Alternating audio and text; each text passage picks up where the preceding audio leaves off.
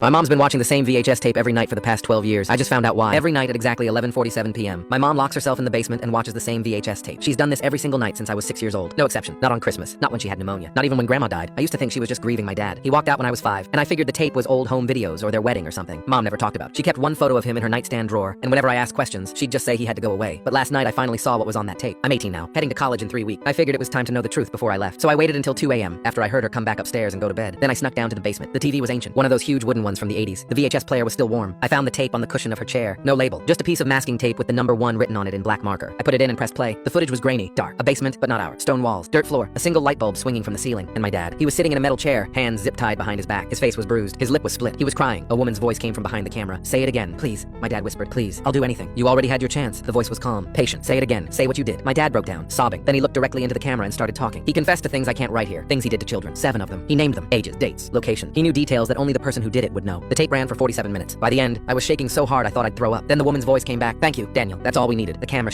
moved around the chair, showed his face one more time. Then a hand reached into frame holding a hunting knife, and the tape cut to static. I ejected it immediately. My hands were trembling. I couldn't breathe. My dad didn't leave us. Someone killed him, and my mother had been watching his execution every night for 12 years. I ran upstairs to confront her. I didn't care if it was 3 a.m. I needed answers. But when I burst into her room, she was already awake, sitting up in bed, staring at me like she'd been waiting. You watched it, she said. Not a question. I couldn't speak. I just nodded. She patted the edge of the bed. Sit down, sweetheart. There's something I need to show you. She opened her nightstand drawer and pulled out a manila folder. Inside were photographs. 7 children, school portraits, smiling faces. These are the ones your father hurt, she said quietly. Before he met me, before you were born. She turned to the next page. Newspaper clippings, all from different states. Missing children, cold cases, unsolved. I didn't know until you were 4. I found things on his computer, things no human being should ever see. Her voice didn't shake. I went to the police. They said there wasn't enough evidence. Said he was a respected member of the community. Said I was probably just a bitter wife making up stories. She closed the folder. So I found people who would believe me. I stared at her. You had him killed? I had him stopped. She looked at me with eyes I'd never seen before. He was going to do it again. To someone in this town, a little girl named Sadie. She was 6 years old, same age as you. My stomach dropped. I watched that tape every night to remind myself, she whispered, that I made the right choice, that I protected you, that I protected all of them. I didn't know what to say. I sat there for a long time, staring at the photos of those 7 children. Then I asked the only question I could think of. Who are they? The people who helped you? My mom smiled, but it wasn't warm. It wasn't comforting. They're called the correctors. They handle situations the law won't touch. They find men like your father and they make sure those men never hurt anyone again. She paused. And now that you've seen the tape, they're going to want to meet you. I laughed nervously. What? Why? She didn't laugh back. Because you're 18 now. And they've been watching you since you were 6, waiting to see if you became like him or like me. The room suddenly felt too small. What do you mean watching me? She pointed to the smoke detector in the corner of her bedroom, then to the vent near the ceiling, then to a small hole in the wall I'd never noticed before. They watch all of us, sweetheart. The children of the ones they correct. They have to make sure the sickness doesn't pass down. My throat closed. And what did they decide about me? Before she could answer, her phone buzzed. She glanced at the screen and stood up. That's them now. They're downstairs. I heard footsteps on the basement stairs. Multiple people moving slowly. My mom kissed my forehead. Don't worry. You passed. They just want to offer you a job. She walked out of the room. I'm still sitting on her bed. I can hear voices downstairs now. Calm voices, professional voices. And I just noticed something. On her nightstand, next to the folder, there's another VHS tape. This one has a piece of masking tape on it too. It says 2.